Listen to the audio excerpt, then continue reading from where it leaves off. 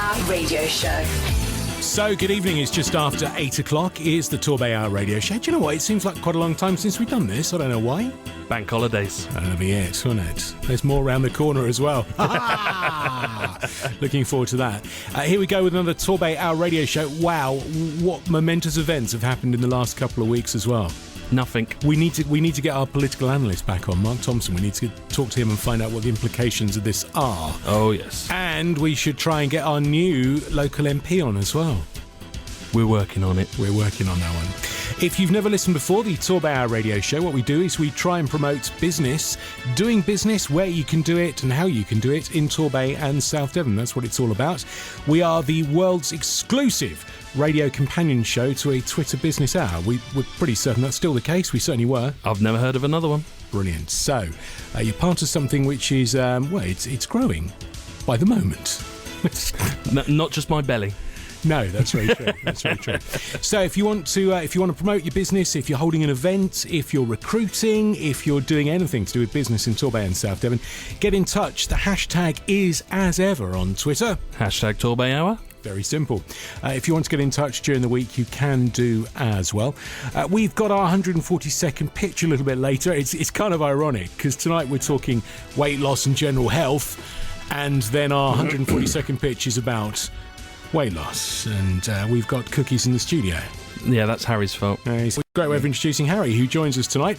Welcome to the TorbayHour Radio studio, and we're going to be talking about organising events. Yes, I believe so. Now, so many people want to organise events. There's so many traps and pitfalls. You organise Brixfest. Yeah, Brixfest in Brixham. It's the end of May coming up. Very, very, very quickly. Almost too quickly to believe. 23rd, 24th and 25th of May. Okay. Another bank holiday, like you're talking about. Yeah. Exciting stuff. And lots and lots goes into organising events. It's not just a case of turning up and miraculously everything happens, is it? I wish. I wish, yeah. It's a lot of paperwork in advance, a lot of meeting people, a lot of booking things, trying to find funding, but ultimately the success at the end of it is what you work towards, and hopefully, fingers crossed, touch wood, the weather shows up and it'll be a great weekend. Yeah, right. That's the weather bit. Yeah, that's the uncontrollable one. Let's not jinx it. So many people always contacting, or certainly you, Martin, and saying they want to do something. So we thought it'd be worthwhile having some help and advice on that. Yeah, it's always worth. There's so many people that want to do events in Torquay and do something like Brixfest over there. Or even just a small event. Sometimes it's worth just finding out how other people do it. Or maybe combining forces or sharing resource. That could be a way forward as well. But anyway, some help and advice if you're thinking of holding an event, and it could be a school fete, it could be a big party, it could be a festival, it could be whatever you want. Get in touch tonight, and we will try and answer your questions. Also, we've got a rich pool of talent of people that have been on the show. So if you need things like financial advice, pensions, insurance, legal, you name it. Even if we haven't already done it, then I'll find someone. We will find someone. Get in touch, ask the questions, and we will try and provide the answers. Now, the 140-second pitch, I was going to say get it out the way, but that's what I'm thinking now. Because we're talking about weight loss, if we do it now, then maybe we won't eat the cookies and the donuts that have been provided in the studio. What if I eat the donuts and the cookies while the pitch is on? And then it's out the way. Then the donuts and the cookies are out the way. It's a way of thinking. It may just work. The 140-second pitch, if you've not heard it, we've taken the concept of 140 characters on Twitter, we've turned them into seconds, and we give people a chance to use those 140 seconds to promote their business, talk about how to get in touch, what they do, how they do it, where they do it, and all that kind of thing. If you fancy taking part, get in touch during the week. You could be on next week's show. Tonight, though, we've got Tamsin English. Tamsin, your 140 seconds starts now. Hi, my name is Tamsin. I'm a holistic weight loss coach. I struggled for many years with dieting, being frustrated and fed up and completely confused of what to do because the weight wasn't coming off. And I was trying my hardest. So I went out and discovered how the best way to lose weight. And I discovered that if you address your mind as well as your body and your emotion, you have a far better rate of success. So I studied NLP and hypnosis, and I studied matters of the body. I discovered how your number one fat-burning organ can help you shed those pounds, and also emotionally, how it affects our brain and how we are compulsive eaters or emotional eaters. I discovered so many gorgeous things that helped me lose over 60 pounds. And then I put that into a system called the 7 Steps to Looking and Feeling Fabulous. I have coaching clients around the world, and they have great success with this because it's not done in the old traditional way the diet industry does, of counting calories or curbing your ways or restriction of life, basically. And this has led on, because of the great success of my clients, this has led on to a thing called the Slim Life Club. I run this club weekly with my partner, who is a healthcare provider. And we now are going to be launching it online. So for people in Torquay, there's Victoria Hotel on Belgrave Road, 8 o'clock to 9 o'clock. But you can find me anywhere on Facebook, so Tamsin English, or you can find me at the slimlife.club. It is full of information that I've discovered over the last 3 years, and my partner. So collectively, 6 years of information of tip-topping your health so you can lose weight long term. It's the only way, in my opinion, changing and learning how your body reacts so you can live a healthy and fabulous life. So not only do you look fabulous, you'll feel fabulous. So that's the slimlife.club on Facebook. You can also find me on my website, which is tamsinenglish.com, or on YouTube, which is Tamsin English. And if you want to ask me a couple of questions to find out more, please feel free to contact me. There you go. It's as easy as that. Well done, Tamsin. And I have to say, it must have worked subliminally because no donuts or cookies were consumed during the making of that programme.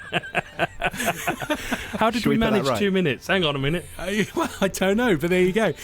So there you go. All the details online to find out about holistic weight loss. Now, what's going on the Twitter feed tonight? Right, first off, I need to say a big thank you to My Take on Pretty and Made by Rose Red. When I arrived in the studio this evening, I came into a lovely key ring and a lovely wine glass. So the key ring was made by Rose Red, and it is lovely, so I'll be giving that to the wife. And the wine glass has got a nice VW camper van on there. And you'll be giving that to the barman. A birthday present, and I shall be filling that one up later. Right. So anyway... Okay, yeah. Please drink responsibly. No. At ProDeck Roofing, they've been on earlier saying, can they give them a follow, because they're really, really close to 400 people. So give them a follow, and if you need your flat roof done, then give them a shout too. Job, Totnes JCP, Totnes Job Centre Plus. They've got a job at the Royal 7 Stars. They require full-time bar staff. So if you're looking for work in Totnes JCP are definitely worth following, because they tweet an awful lot of jobs over there. Wacky Wabbit has been on. He'll be at Brixfest this year, so look out. Take your kids over there for the kiddie event and see if you can avoid him. That's mean. Wacky Rabbit is an essential part of our Kids' Day events this year. He's an essential part of TorbayHour, I think, as well, unfortunately. Yeah. And Acupuncture SD, they're an acupuncture specialist in Exeter. So if you're going to get your body sorted and your mind sorted, then... your body sorted. Body and mind. Right, okay, well, if you've got stuff which you want to promote, you know what to do. Just use the hashtag of TorbayHour. It comes straight through to us in the studio, and during this 60 minutes, we will tell the world. Makes it sound incredibly impressive when you doesn't it? Tell the world. Gets you quite nervous as well. One of the other things which we do on the show, as Harry's only just found out tonight, is we play local music from local artists. Big fan. We only play music from local artists on the show. So if you want to promote the music that you're playing, or you're gigging or something like that, again, get in touch. Send us your tracks, and we've done album launches, we've done EP launches, we've done festival launches, all kinds of things for some of the incredible talent that is in Torbay and South Devon. Tonight, one of the big bands, actually, these guys are going to be going places soon. Land of the Giants. Well, in fact, they were going places last summer. I think they were at Glastonbury. Very well done to them. This is a big tune from them. It's kind of appropriate as well. Treat me as a god.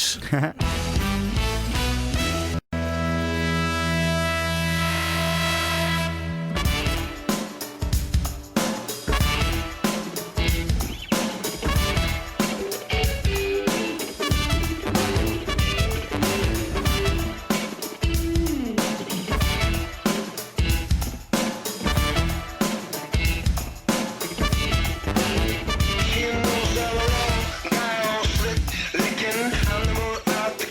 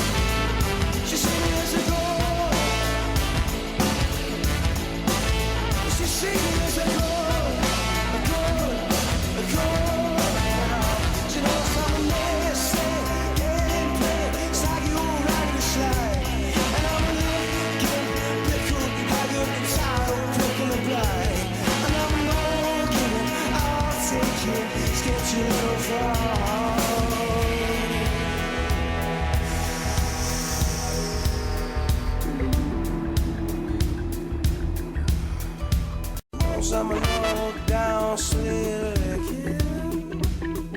She knows I'm a slack whack, even she knows I'm a listen, game plan, with riddle, pickled, I got tired of picking up now.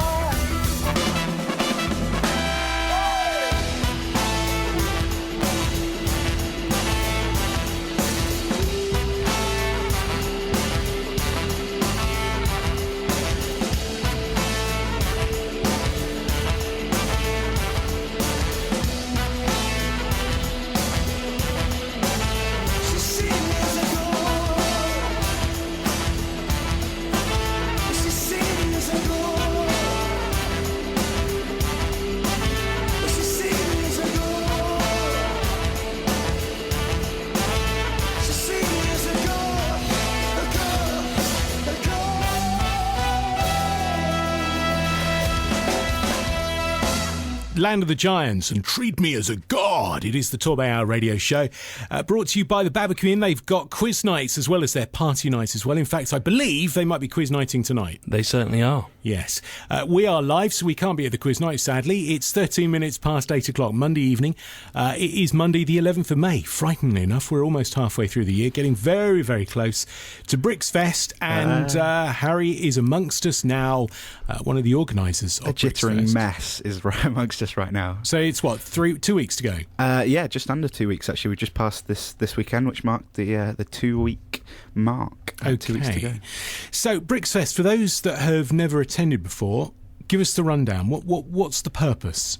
So around 4 years ago, there was an existing festival called the Brixham Heritage Festival, and it ran for many years. It was 7 days long, very successful, but it began to peter out, and a group of local business people, volunteers, young people, decided they'd get together and carry on this great tradition of the festival by shortening it and rebranding it and really giving it an identity.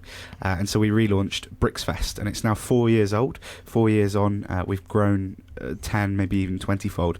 The audience numbers that we have come into the town are fantastic. The festival is all about sharing Brixham's history, boosting trade to the local businesses, and providing a free activities and free events for visitors and locals alike, because obviously times are tough, let's not lie.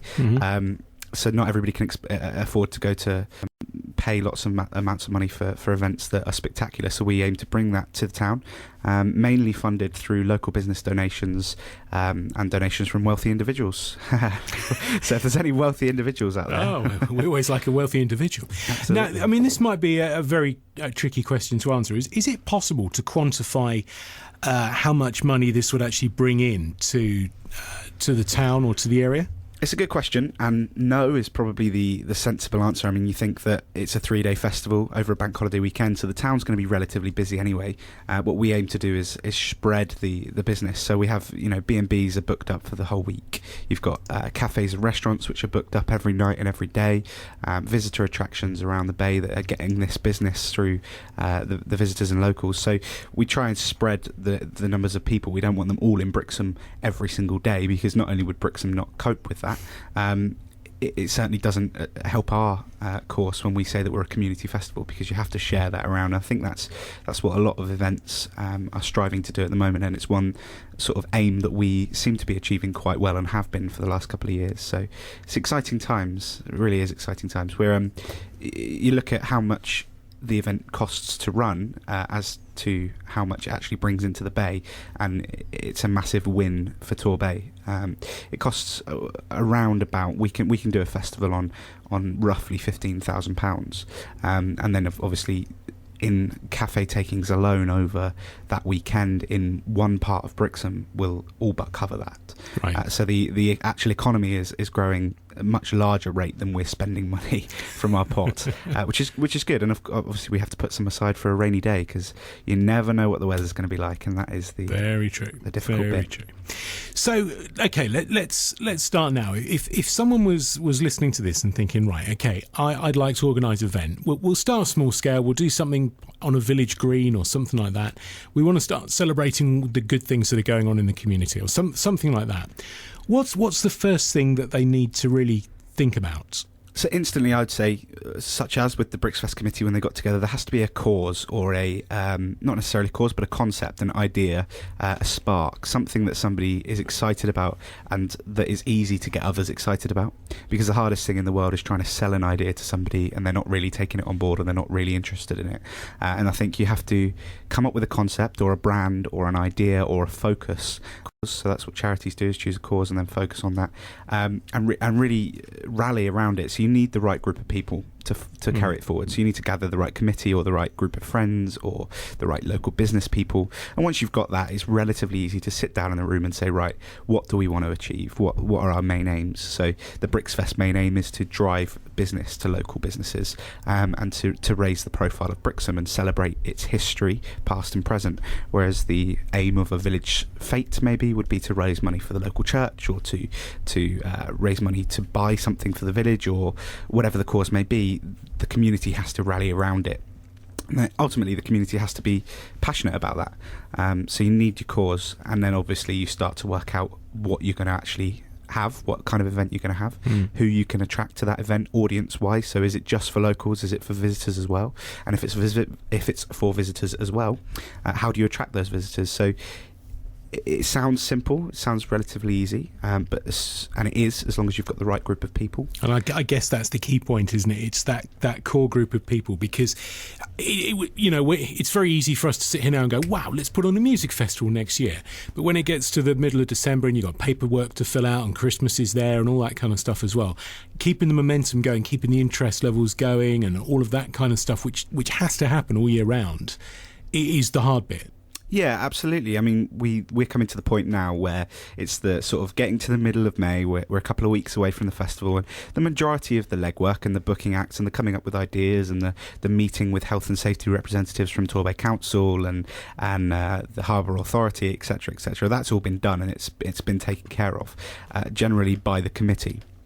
But you then have to delegate, certainly, amongst the committee to keep everybody interested, and ultimately the committee members have to have a vested interest in the event. So they have to be either passionate about helping the community achieve its goal, or they have a local businesses which is going to gain from this festival, attracting thousands of people to the town, or even 100 people to that location. So yeah, it is about keeping people motivated, and the common misconception is that events are generally run by 3 or 4 people, when ultimately our committee, I can speak from first hand, our committee is about 12 people strong, and they're all local business people, or mums, or dads, or volunteers, young volunteers. And of course, over the weekend, we call upon maybe 40 volunteers, maybe more, who are, again, young people, local business people who want the event to succeed, and they give their time willingly and freely for the event to succeed. So it is about prior planning. I know there's the 5 Ps, which obviously you can't say on air. Why? But it is ultimately true of event management. You have to sit down and map things out, and it's not the way that a lot of people work. But that's why you need a committee of diverse people who can, somebody brings the creativity to the table, somebody brings the organisation, somebody brings the financial skills, and somebody else brings the bid writing skills, or whatever it may be. And together you've got yourself a nice little organisation which can really move forward an idea or a concept. So where, at this point now, we've 2 weeks to go. Presumably like 90% of everything is actually already sorted, and it's now just the kind of the delivery phase, as you would call it. Yeah, you'd like to think so. Let's brush over that question. No, it's the majority of the work's done. I spent probably 6 hours last night doing paperwork. One of the most exciting announcements about Brixfest that I may as well say now is that, fantastically, last week we had the news through that Brixfest has been awarded just over £10,000 from the Arts Council, and that's for as part of their awards for the arts scheme, and it's to do with our Children's Day. And what we do with our Children's Day is connect and link local artists with the children in the local community, so not necessarily visitors, although they will experience it on the day, and try to make art. And by doing that, we employ artists, and that's where the funding comes in, by ploughing money back into the local economy through the medium of art, drama, design, whatever it may be. So this £10,000 is fantastic, and it does raise the question: why are there, events in this local community? This community, it is an area that businesses and organisations and funding pots are targeting. Because of the high levels of deprivation scores, all of the statistics back it up, and we sort of have gone out there, found these statistics, and been horrendously surprised. It's not a good thing. However, what you can do then is use that as ammunition, go and get a pot of money or apply for a pot of money, and ultimately put that money back into the community. But to come along with that, it's often last minute targets. So we got the money last week. Right. Yesterday I sent off our banking details, so we'll have the money this week sometime. So it's shocking event really for us. So we have to now focus on booking those acts and those artists, getting the workshop sorted, etc., etc., etc. So yeah, it's a lot of work, but it's worth it over the weekend, certainly. Better late than never, I would have thought, when it comes to having large pots of money around. Now, I mean, you kind of touched on it there, sort of meetings with the council. There are, whatever the size of the event, really, you're always going to have partner agencies, aren't you? So whether that's the police, whether that's sort of crowd security people, whether it's the health and safety people, whatever. How much, because there's always this perception, isn't there, certainly in this country, that the health and safety people ruin every chance anyone's ever got. How have you found dealing with that kind of agency? Are they helpful? Are they looking for you to succeed, or is it always about the next barrier? It's a very good question, and one that until Brixfest is over, I will answer very diplomatically. Now, if I elaborate on that, there is an organisation called, you touched on it there, you listed off the number of different organisations that exist, and the number of different organisations that if you're going to put on an event, you would assume you'd have to get into contact with individually. Fortunately for an event organiser, or unfortunately in certain cases, there is a group called the Public Safety Advisory Group, and they are a body, I suppose, of Torbay Council, or led by Torbay Council, certainly, and that consists of event organisers from Torbay Council themselves, Tor 2, the police, the fire service, the NHS, ambulance service, a whole multitude of different organisations and people who get together in one meeting every month or every 2 months or whatever it may be, and they invite local organisers of events to specific meetings to discuss their plans. So you have to formulate, for example, for Brixfest, we had to formulate roughly a 40-page document, which is an event management plan, an EMP, and included in that is evacuation plans and fire assessments and risk assessments and site plans and contact numbers for all the local people involved, gas safety certificates and food certificates from all of the people that we employ, public liability insurance, everything in one document, and that then gets passed on to them, and they pick it through as you would expect and pick out the things that need improvement or could be better. And we're very fortunate to have created quite a solid EMP, I think, and they agree, which is fantastic, obviously. I'm thinking as well, this is not something which you expect. No, it's not. You wouldn't immediately go, right, we're going to have a village fete, so we need to put together a huge document which has every scenario. I mean, in ours, we've got, we have to come across scenarios when we're thinking about it. What happens if there's a bomb?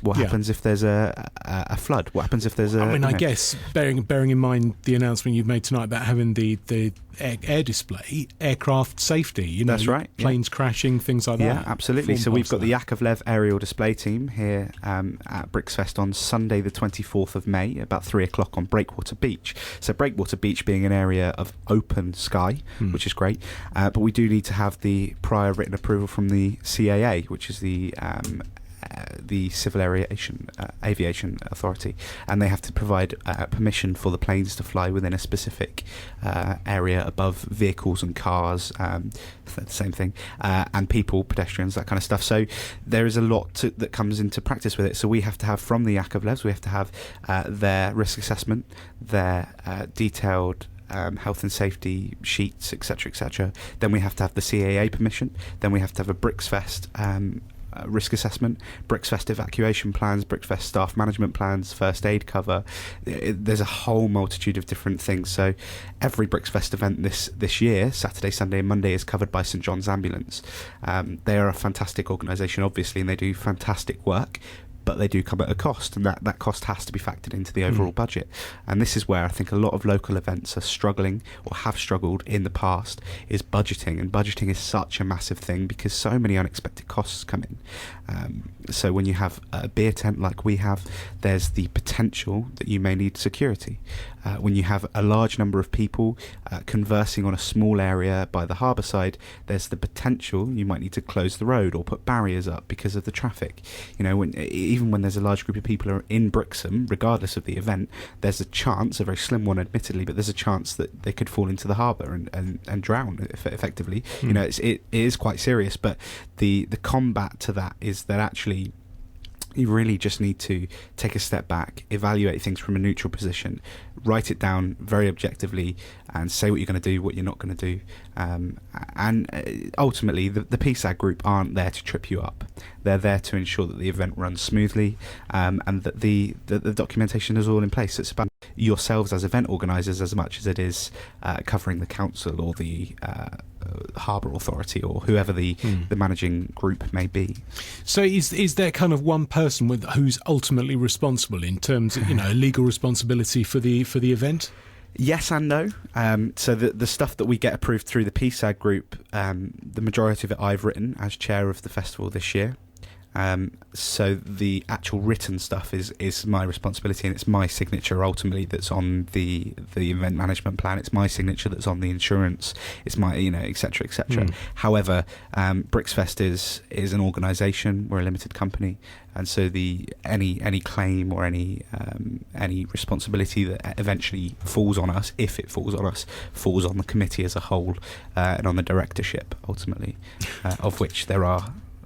No nervousness there. No nervousness there. No, well, we've done it for 4 years and nothing's happened so far. So touch wood. If it does now, then we're coming back here to hunt you down, Rick. Yeah, thanks for that. Okay, right. Let's play a song. There's loads there to think about. There's loads there to talk about as well. It is the Torbay Hour radio show. We do this in conjunction with the Torbay Hour Twitter account. Thank you so much to the Babacom Inn for their continued support on this.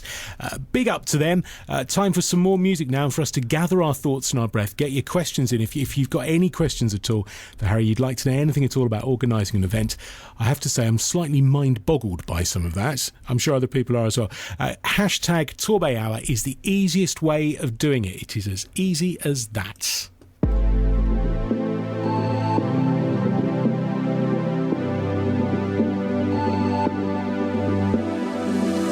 Cool sweat, little white dress, sun is up ahead, doing what I do best. Soon I caught your eye, if I'm from shy in a black bow tie. You make your way to me. We might just run away. We might just run away. Have you got the time to see the harbor lights floating on the ocean before midnight? My glass slippers are in my hand. You talk for hours about the promised land. The promised land. We talk for hours about the promised land.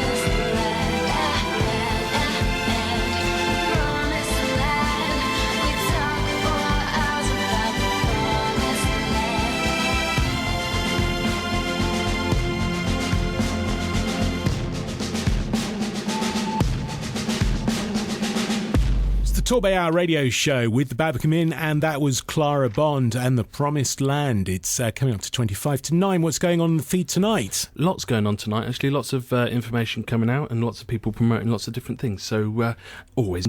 One thing that's definitely worth drawing your attention to, and you need to listen and you need to let other people know this. At Tor 2 have been on, and to let you know that they do not cold call. Right.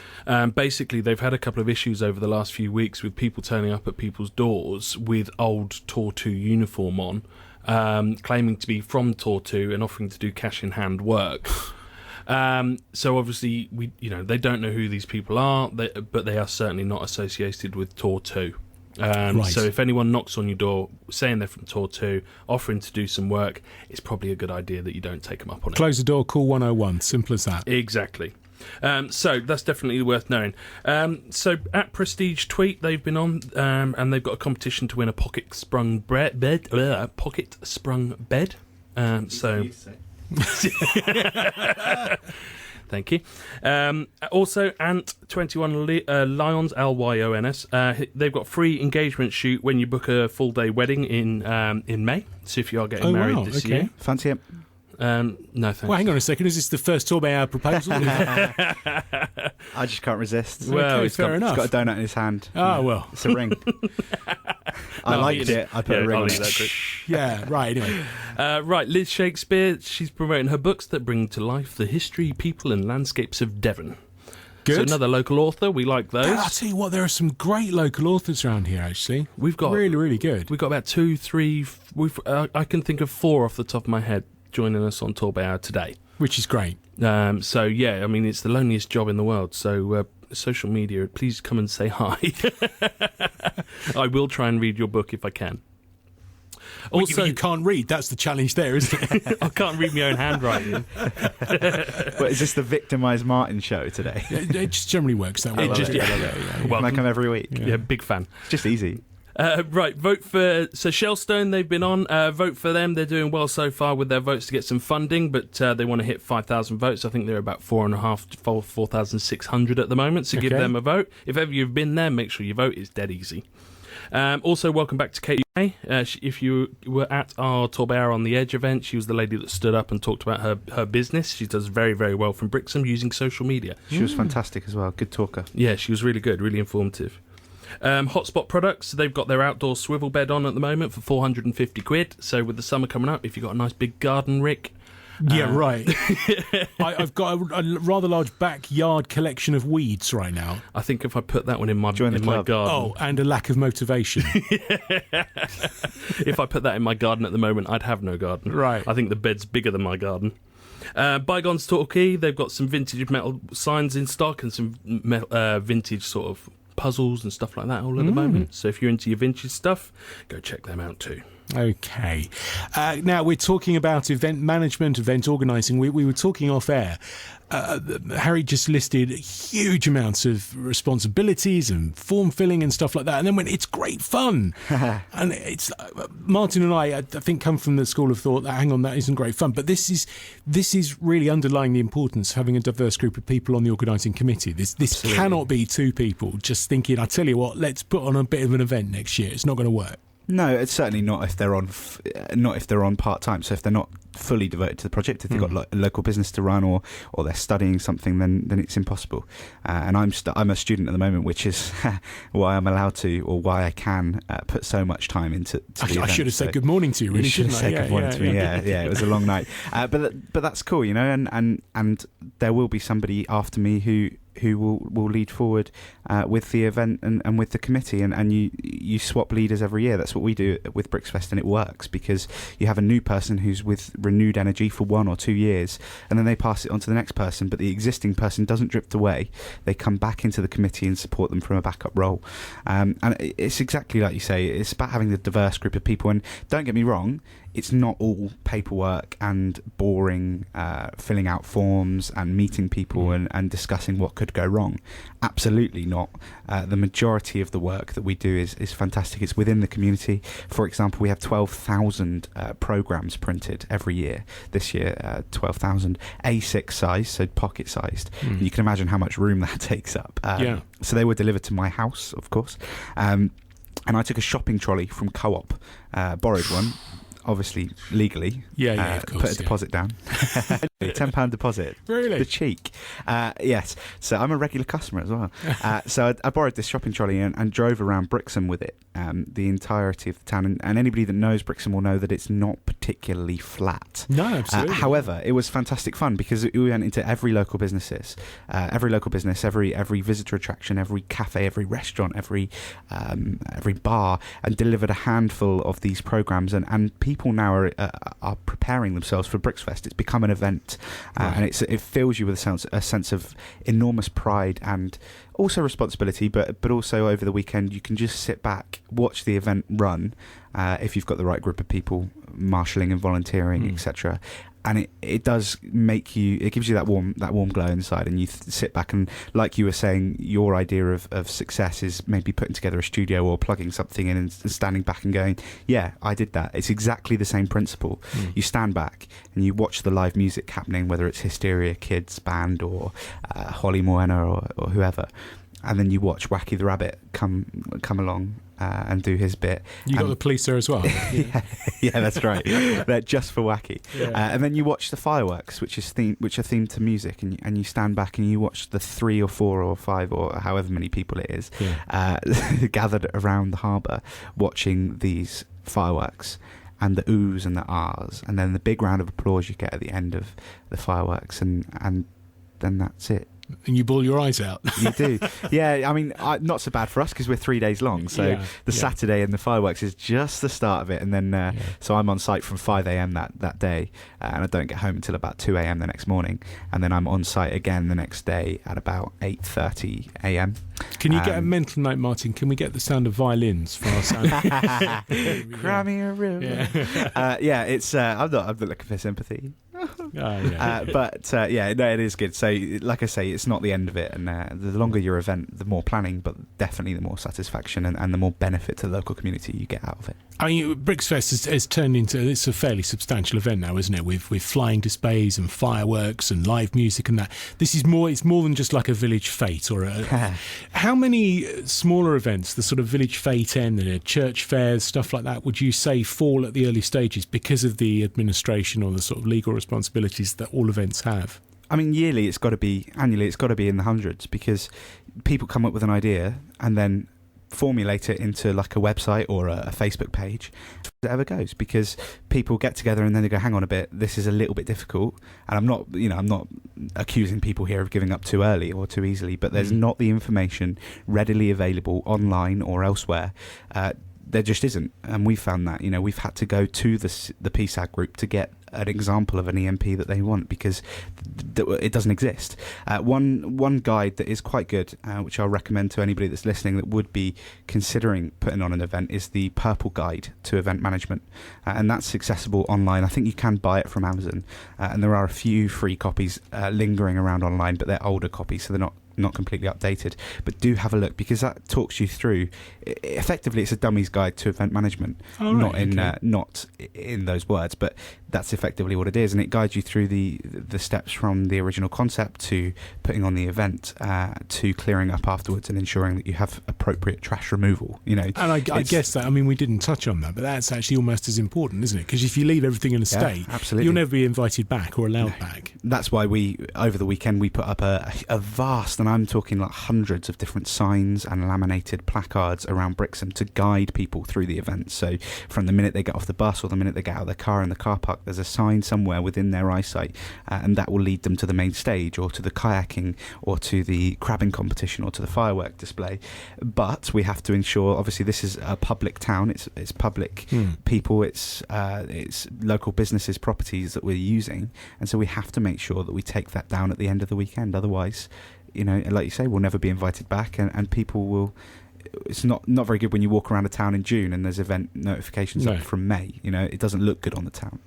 So you do have to be aware of the area you're impacting as well. But like I say, I'll keep coming back to it. It's a tremendous amount of fun. And if anyone is interested in putting on an event and you need a little bit of help, I'm certainly not adverse to giving advice or a little bit of information. So you can contact us through Twitter. We're at BricsFest. Little shameless, selfless plug there. That's what it's all about. It's what it's all about. That's what it's all about. I am looking at the feed right now. So you can follow us on Twitter at BricsFest, or search us up on Facebook. So if you type into the Facebook search bar BricsFest, Brixham Festival, that's what it stands for. Or check out our brand new website, sponsored by Brixham Cottages. It's www.bricsfest.com. Easy. Right. Easy. Any questions which you've got, if they're quick and easy ones to resolve, we will try and do it tonight. Get in touch, hashtag TorbayHour. We will round up more about what's going on the web after this. It's a remixed version of one of the most popular bands that have come through the music mill in Newton Abbot. Doc has done the remix of this. It's Lion Stars, Woman.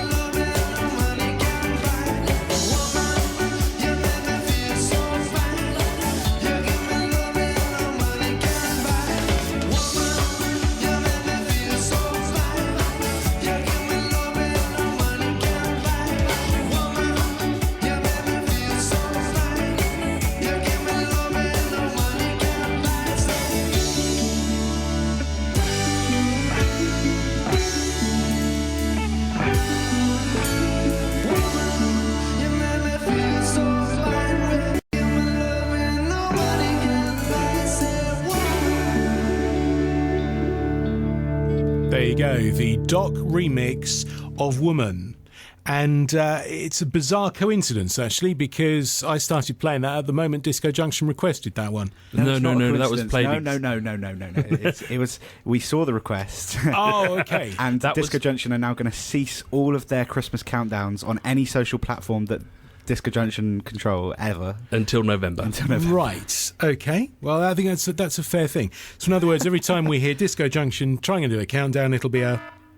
Yes. Yes. Absolutely.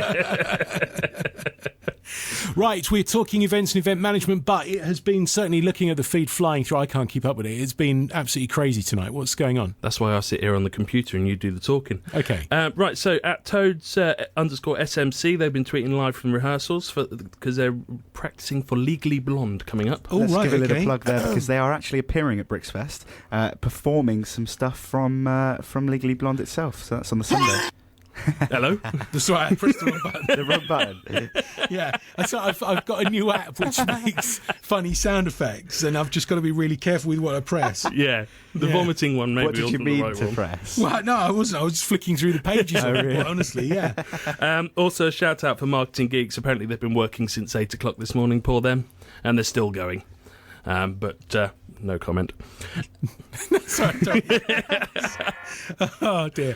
Right, yes. Also, at Support SW Dairy, they're looking for you to pledge your support for the local milk industry. So if you do want to support the local milk industry, follow at Support SW Dairy and follow the links from their site.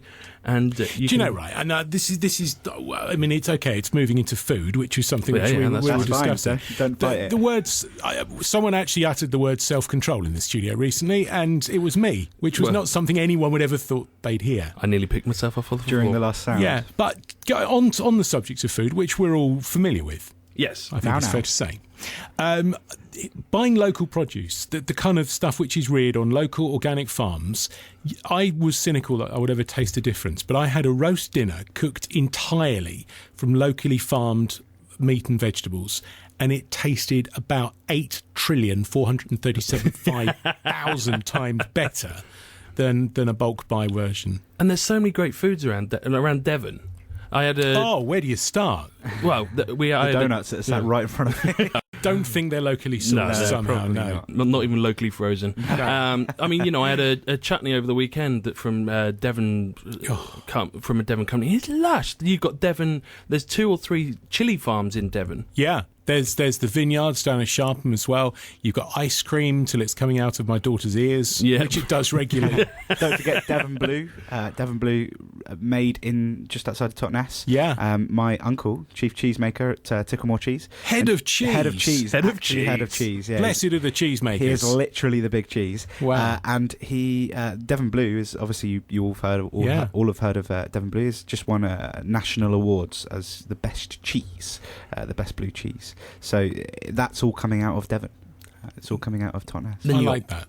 Beer, Bays Brewery. Brewery. Cider. Cider. Fish from Brixton, from all over the southwest. Really. Yeah, exactly. Brixton Yeah. being the UK's largest and most profitable fishing port. There we go. £22 million worth of fish last year. Incredible. So just eat local. Yes, I'd love to do it. I'd love to just be able to eat local all the time, but Now, unfortunately... there was a family in North Devon that actually went on, that did that exercise. They said, right, okay, for 1 year, we're going to bin out, going to the supermarket. We're just going to shop local. We're going to use farm produce shops. We're just going to do local. There was about 3 products that they couldn't do because the local suppliers couldn't get them. I think it was creme fraiche and stuff like that. But other than that, everything came local. They reckon they actually saved money doing it. Oh, that's They interesting. probably live better too. Exactly, and the food probably tasted better. And I bet you when they go to restaurants and things like that, if they were allowed to in that regime, I don't know, they could tell that stuff was locally sourced. It's a very good point. And with that, I'm off to McDonald's. I'll see you later. That's absolutely shocking. I'm horrified. I really am. No, you're not. You're Yeah, tempted. yeah. So Brixfest. What's next? So this year, we've already said we've got aerobatics displays, we've got fireworks, we've got live music, we've got things happening all over the town for free, which is fantastic as well. Absolutely. Where does it go from here? Where does it go for here? Well, it's a very good question, and one that we are... I've done a few of those tonight. Write that down as a first Write as that well. down. Yeah. I'll put it on the calendar. Yeah. Big fan. No, it's It is a good question because we don't know, and this is what this year's event will certainly shape next year's event, and it will shape. It's continually growing. That's what we're proud of as a committee, is that Brixfest isn't just a one thing that sort of happens every year. It's a living, growing, breathing thing. So we do fundraisers throughout the year to raise. We go to local breakfast meetings and groups and organisations to share what we've done and who we're meeting and the different things that we're discovering and putting on. We're not just a one horse wonder, I guess. What's the phrase? One trick pony. One trick pony. One horse wonder. Grown up. I actually like your one horse wonder version. Wonder. Yeah, that's right. It's good. Yeah, we're not just a one horse wonder. It's one of the dangers, I guess, would be over expansion, because you could say, well, I tell you what, let's do Bayfest. That will work. We'll do Bayfest. I think Brixham is very unique, and I think the rest of Torbay will completely agree with me when I say that Brixham's community is unlike anything certainly I've ever experienced, and unlike a lot of people who come to Brixham and experience the community say, actually, there's something special here. I was having a chat with somebody who will remain nameless in Torquay a while ago, who was saying that the sense of community that you get in Brixham just isn't present in Torquay, and so we can afford to do a big festival in Brixham and cover the entirety of the downtown area. And the majority downtown well, downtown Brixham, yeah, it is downtown Brixham. We can cover the entirety of Fishtown if we want to be medieval about it, and we can easily rely on the support of all the local businesses, all the holiday lets, all the B&Bs. You go to the centre of Torquay and I don't get the feeling that you would be able to very, very easily pull together all these different parties and put on a large format event supported by everyone, and it requires a lot more work. It's a larger area for one. And obviously you're right by the sea, whereas with Brixham you are right by the sea, but there's open spaces we can utilise. The thing was, when I suggested that, your face there was that kind of knowing smile of, yes, that idea has been mooted. We did have an idea once that we could put on a bay-wide festival, right? But in many ways this is already being done. So you look at events like Doorstep Theatre. Have you ever heard of Doorstep Theatre? Anybody? Yes. Yeah. So Doorstep Theatre, I don't know whether you know, Rick, I'll tell the wonderful listeners. Doorstep Theatre is a collaborative project run by Doorstep Arts, and with the primary job of bringing arts and drama and performance to people's doorstep. It's the doorstep of those who are either less able or less likely to participate in areas of high deprivation. It's what I was going on about earlier, drawing from funding from national sources.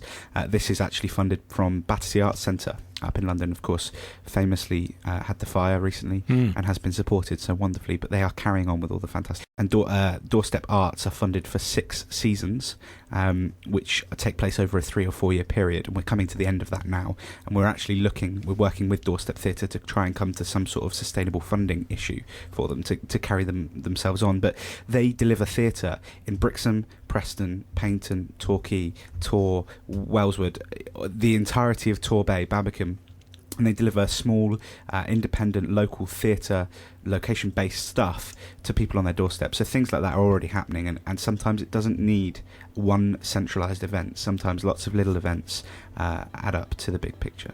Right. Well, listen, thank you so much for coming in. Thank you. I've learned something about event organising. You're off to go and do a degree in it, which I think you're very qualified to do. Well, thank you. Yeah, it should be good. So Brixfest then happens in 2 weeks' time. Pretty much there is something for everyone, isn't there? There is, yeah. Every age, every background, every Okay, so location. it starts on... It's Saturday the 23rd of May to Monday the 25th of May. Okay, bank holiday weekend. Make sure the date is in your diary. Go down and see them, support them. Take your business to Brixham that weekend. Can I say that and get away with it? Yeah, definitely. Okay, absolutely. Fine, right. We'll see you down there. Martin, wrap up the feed. Right, so at Simon Day 09, he's been on The Samaritans Need More Volunteers. They've got a selection on Saturday, so if you think you can do that, then get in touch. That's at Simon Day 09. Also, Nicola Bidgood has been on. She's providing HR advice across the West Country. So if you're in the situation where you need advice for your staff, it's definitely worth looking into HR companies. I know there's a few in the Bay. and Nicola Bidgood has been on TorbayHour promoting hers. Also, Garth Brooks has been on. He is asking everyone to join the campaign to get James Twigger to stand as for Mayor of Torbay next time around. Completely back that campaign. I'm sorry, I turned you off. Sorry, completely back that campaign the entire way. James Twigger for mayor. I don't know if James backs that campaign, but No, absolutely. And in fact, the mayoral office might not be there when it comes round. that's exactly what he says. But we'll back it all the way Right, okay. because he's not busy enough. Did as you it say, is. I'm sorry, I have to pull you up on this. Did you say Garth Brooks? Yes. No, that's the wrong. I nearly quoted the wrong film then.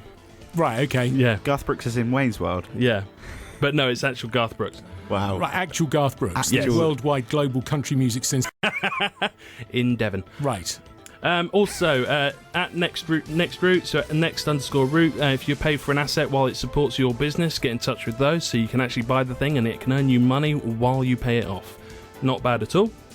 ER Attractions, they're promoting their half-term events over there, so if you've got kiddlywinks, then get in touch with them.